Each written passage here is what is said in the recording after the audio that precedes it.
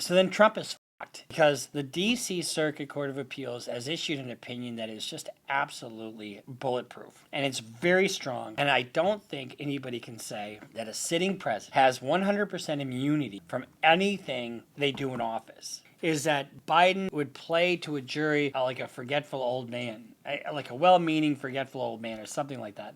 President Biden, something the special counsel said in his report is that one of the reasons you were not charged is because, in his description, you are a well-meaning elderly man with a poor memory. I'm well-meaning, and I'm an elderly man, and I know what the hell I'm doing. I've been president, and I put this country back on its feet. Bruce Rivers, he's the criminal lawyer. Who is he? Bruce Rivers, he's the criminal lawyer. And who is he? Bruce Rivers, he's the criminal lawyer. And what he do? And it's gonna react to all the self-snitching.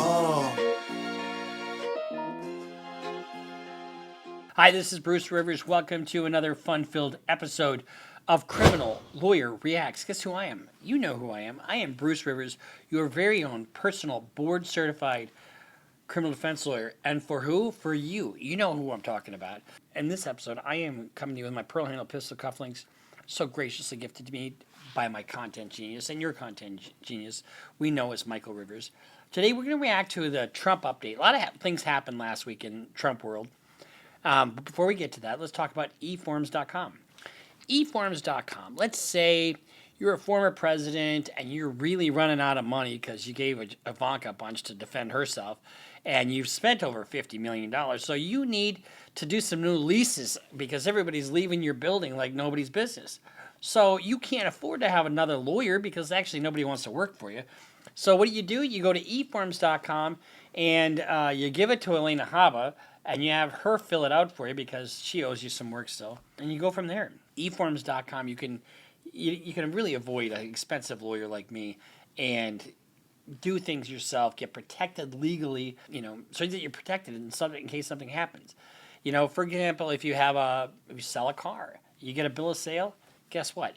If all of a sudden that car's in an accident or if that car is, involved in whatever, a crime or anything, you can show that you sold that car and you're legally protected, or a power of attorney or a rental agreement.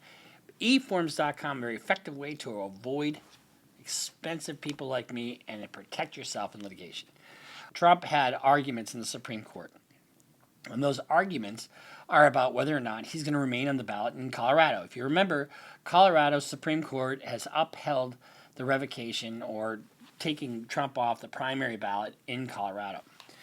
Now, so they had 2 hours of oral arguments in the last few days, and these are the kind of questions that the justices were asking. I would expect that a goodly number of states will say, whoever the Democratic candidate is, you're off the ballot. For the Republican candidate, you're off the ballot, Roberts said. This is Justice Roberts. It will come down to just a handful of states that are going to decide the presidential race. That's pretty daunting consequence. So the judge is going off of the consequence, not whether the 14th Amendment actually applies. And the 14th Amendment, it was created to basically keep Confederates from serving in public office because they were insurrectionists. Kavanaugh talked about, what about the idea that we should think about democracy? Because your position has the effect of disenfranchising voters to a significant degree. That is true, but if you look at what Trump said, according to Murray, this is the lawyer representing this 91-year-old woman, who is one of the main plaintiffs. The reason we're here is former president tried to disenfranchise 80 million Americans who voted against him. So if you believe there was an insurrectionist named Donald Trump, he really did try to take the election back. Whether that's valid or not, whether there was stop the steal, who gives a shit? This is what we're talking about now. So, and then Justice Kagan also, all the justices here are talking about the effect of applying the 14th Amendment, the effect of being able to use that to keep a presidential candidate off the ballot. It's been used about 8 times to keep people off the ballot. It's never been used for a presidential candidate. And it's interesting because none of the justices are focusing on standing or on the applicability of the 14th Amendment. They're talking about the consequence. And here's the danger that you're going to have here. If this comes down on partisan politics, that 6-3, I think that's going to have a chilling effect on the Supreme Court and on our elections. Tenor of the justices' questions are really kind of more on Trump's side to keep him on the ballot. Saying that if we allow this, it's going to be a chilling effect, blah blah blah. And he hasn't been convicted of insurrection, but the Colorado District Court did find that he was engaged in a insurrection. In other words, rebelling against the government and try to interfere with the government's duties and actions. But the justices did not focus on that. They only really focused on, for the most part, on the consequences of this action. Regardless of which way you want this to come out, keep him off the ballot, keep him on the ballot. I think the justices have to all agree. Because if they all agree, 9-0, either way, it will send a strong message to the public about the integrity of democracy, the integrity of our elections. Okay, that's kind of an update, so we will get an opinion from them, I would think, fairly soon. What else happened in Trump world? Well, Trump also had an argument in the Court of Appeals. The Court of Appeals came down and ruled against Trump on the issue of immunity. Now, keep in mind, Trump, and this is in the January 6th case in D.C. with Judge Chutkan. So what Trump did there is he filed a motion to dismiss based on the fact that he thinks he's immune from prosecution. And one of the things the justice in that case said, her question was, so if Trump, while he's in office, uses SEAL Team 6 to murder his political opponent, would that be okay? Would it be immune from that suit? And Trump's lawyer said, well, if he was impeached first, no, he wouldn't be. Could a president order SEAL Team 6 to assassinate a political rival? That's an official act in order to SEAL Team 6? He would have to be and would speedily be, impeached and convicted before the criminal prosecution. Well, what if he wasn't impeached? Well, then I don't know. He hemmed and hawed. Bullshit. It's never been the law of the land, and the Court of Appeals ruled against him in that immunity challenge. So they have until Monday to appeal to the Supremes. Supremes can do one of two things. They can accept it, and all of a sudden, okay, now we have oral arguments, and the trial is delayed even further in D.C., or they can reject it.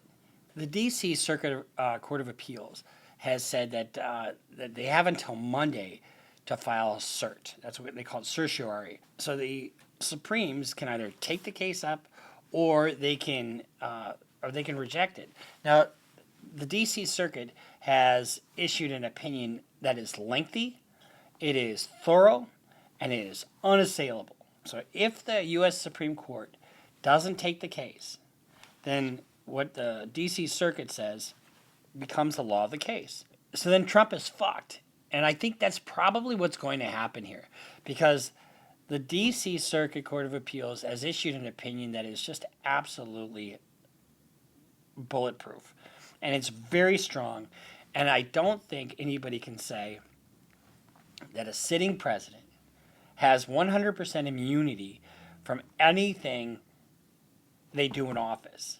It can't be that way. It just, Trump made the error, I think, of saying, well, we have to do this. This has a chilling effect because political opponents will start using political prosecutions for things they did not. You know what? It's never happened before. It's never happened in the history of the United States. He's the only one. And why is that? It's because he's fucking reckless and stupid. I mean, he just thinks he can do whatever he wants and be completely immune. So that is something that's brewing. Then we also have the Fani Willis case that's going on, down in the RICO case, down in Georgia.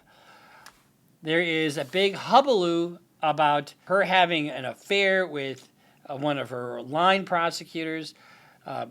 He's been paid $650,000 to work on this case, which I think it's kind of a lot of money for an outside lawyer to be paid that much money. And then they went on trips with his money, or with the money that he got paid. So, but in a sense, who the fuck cares? And I don't mean that it's not a public policy issue. Certainly it is. But what does a district court judge give a shit about that? It's not his business. I mean, so you're banging one of your subordinates. Probably bad form. Probably against the policies of the office. Probably against something you said you wouldn't do. She said that a long time ago that she wouldn't do that. But it doesn't really have any bearing in criminal court. It doesn't create a conflict of interest. Where's the conflict of interest? The conflict of interest really becomes more with the county board, malfeasance within her office. I know there's an investigation that's going on in the legislature about this. So that's where the proper venue for this is, not to disqualify her as a prosecutor on the particular case. So, and let's say they do that. That doesn't solve their problem. The case still goes on. The beat still goes on. And then we have Judge Eileen Cannon. She is doing all kinds of things, the best that she can, in order to try to forward Trump's document case in Florida. Judge Eileen Cannon has ordered the disclosure of certain records to the Trump team. Perfect. Great. One of the things that she's done is she's ordered them to be unredacted. A lot of times they redact, especially in sensitive documents. We get redacted documents all the time where, because of danger of witness intimidation, threats of violence, that kind of thing, the names are blacked out. In this case, the judge ordered them all unredacted. Jack Smith filed a motion to reconsider because he's saying that if she orders that the names are unredacted, there will be threats, there will be intimidation, there could be jeopardy to not only the case, but to the witnesses within the case. I'm really not a fan of less information. I mean, the judge can have it disclosed, but have a protective order so that Trump doesn't know, but his lawyers know. There's all kinds of other things that you can, and you know that how that's going to work. Trump is going to demand, and it's like, you don't give it to me, I'm going to fucking fire you.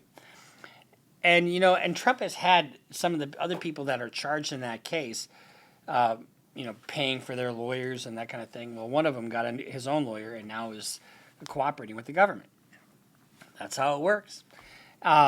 So you can see he's got, and then we have the whole judgment thing, where he's got an $83 million judgment. That's collecting interest. He only has a certain amount of time to appeal that. And if he doesn't, and so if he doesn't appeal it, he's going to have to pay it. But if he appeals it, he has to come up with money, to fund the judgment. And I don't know that his donors are giving it to him. So you've got so many irons in the fire for Trump. But we also had a special counsel ruling this week about Joe Biden. Joe Biden, as you remember, had some documents at his house. There's a big difference between Biden and Trump in this case. And the difference is, first of all, the number of documents. Secondly, what Biden had were notebooks. Notebooks that he thought were his because they were notes that he took while he was in office and notes that he took on classified information. But when asked to bring them back, guess what he did? He brought them back right away. And he didn't have to be subpoenaed. Trump dragged this whole thing out, for over a year until they finally wound up having to go search his Mar-a-Lago estate and get the documents from him. So there's a little bit of obstruction of justice kind of thing going on there. And then you have the actual retention of the documents, which is illegal. So, people are going to say, oh, you're all about Biden and not about Trump, blah, blah, blah. No, just look at what they did. And it's just not comparable. So, and I don't know what's right or wrong here, but I do know that when the records were requested by Biden, they were turned over right away. Same with Mike Pence. Mike Pence had some classified records, and it's understandable how this could happen. But when asked, he gave the documents right back. I mean, so it's kind of intent. Look at the intent of the crime, and they didn't have it. And one of the things that the special counsel said and which pissed off Joe Biden, we'll show you this clip here in a second, is that Biden would play to a jury like a forgetful old man, like a well-meaning forgetful old man, or something like that. President Biden, something the special counsel said in his report is that one of the reasons you were not charged is because, in his description, you are a well-meaning elderly man with a poor memory. I'm well-meaning, and I'm an elderly man, and I know what the hell I'm doing. I've been president. I put this country back on its feet. I don't need his recommendation. It's totally How bad is your memory, and can you continue as president? My memory is so bad, I let you speak. That's Do you my feel your memory has gotten worse, Mr. No, President? my memory is not good. My memory is fine. My memory, take a look at what I've done since I've become president. Mr. President. If voters have concerns about your age, how are you going to assuage them? And do you fear that this report is only going to fuel further concerns about your age? Only by some of you. Just kind of a little bit of a dig, especially in an election cycle. But who cares in a sense? You know, I mean, these guys, they're all fucking corrupt as far as I'm concerned, whether you're Trump or Biden or whoever you are. But Trump, on the other hand, doesn't do things that are smart. And whether it be the E. Jean Carroll case and hiring somebody like Elena Haba, or if it's the Mar-a-Lago, just continue to ignore subpoenas to the point where, they get a subpoena or a warrant to search your house. It's so ridiculous. It was so avoidable. He is a victim of his own circumstance, of his own making. So we'll continue to follow all this, but that's what's going on in Trump world and kind of in D.C. a little bit. And so I'm in the middle of a trial myself right now, so that's why I'm board certified, because I do try cases. And we might be able to tell you about this one later. It's actually in the news. So we'll see you next time here in Criminal Lawyer Reacts. I am Bruce Rivers, your board certified criminal defense lawyer. Perhaps you should follow us on Instagram, follow us on Twitter, and sign up for Patreon. And we'll see you next time here on Criminal Lawyer Reacts. Bruce Rivers just broke down your case. He know all the charges that you about to face. You ain't coming home till 2058. That self-snitching gon' get you put away. Bruce Rivers just broke down your case. He know all the charges that you about to face. You ain't coming home till 2058. That self-snitching gon' get you put away. 23-hour lockdown, please, is that my God?